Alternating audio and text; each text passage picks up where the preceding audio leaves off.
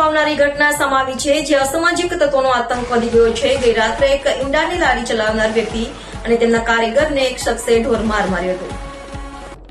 સુરતના ઉત્તરાયણ પોલીસ મથકની હદમાં ગઈ રાત્રે એક ગંભીર ઘટના બની હતી। સુખદેવ હરિકોળી નામના એક વ્યક્તિએ ઈંડાની લારી ચલાવતા ભાઈ અને તેમના કારીગર પર અચાનક હુમલો કરી દીધો હતો।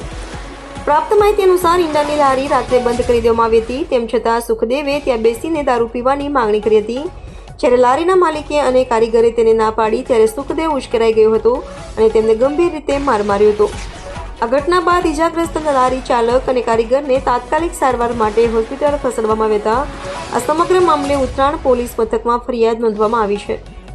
પોલીસના જણાવ્યા અનુસાર આરોપી સુખદેવ ગુનાહિત ઇતિહાસ ધરાવે છે અને તેના વિરુદ્ધ અગાઉ પણ ઘણા ગુનાઓ નોંધાયેલા છે। હાલમાં પોલીસે આ સમગ્ર મામલે તપાસ શરૂ કરી દીધી છે અને આરોપી સુખદેવને પકડવા માટે કાર્યવાહી હાથ ધરી છે।